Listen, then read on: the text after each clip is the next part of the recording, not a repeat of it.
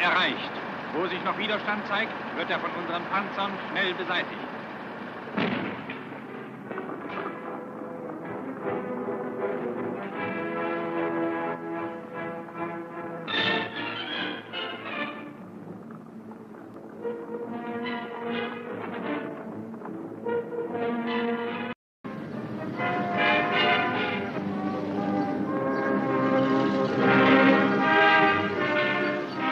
Wo Widerstand geleistet wurde, hat die deutsche Wehrmacht hart und energisch zugeschlagen.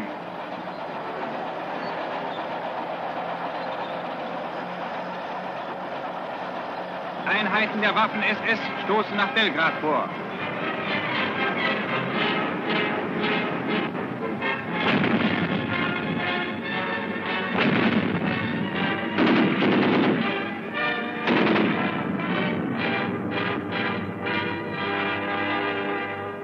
Hier rückt ein serbisches Regiment geschlossen in die Gefangenschaft. Kurzes Verhör.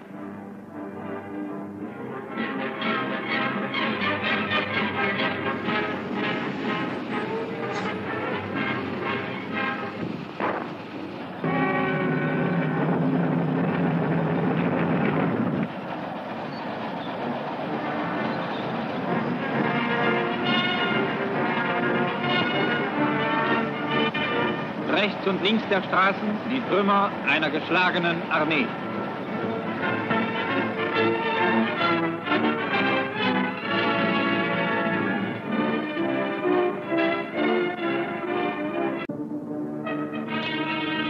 An allen Straßenecken werden Gefangene gesammelt.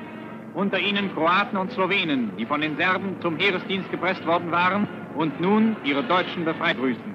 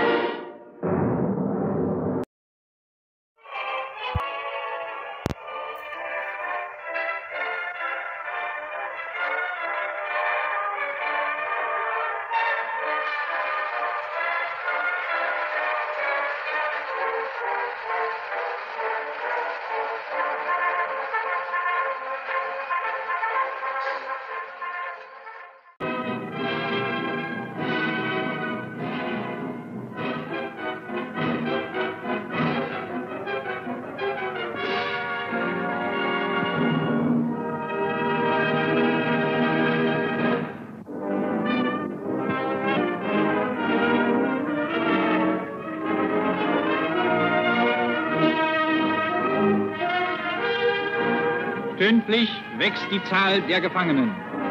Die Vernichtung Serbiens in nur 12 Tagen ist eine neue Glanzleistung der deutschen Wehrmacht. Am 12. Tage des Feldzuges streckt Jugoslawien die Waffen. 18. April, 12 Uhr mittags, tritt auf dem serbischen Kriegsschauplatz Waffenruhe ein.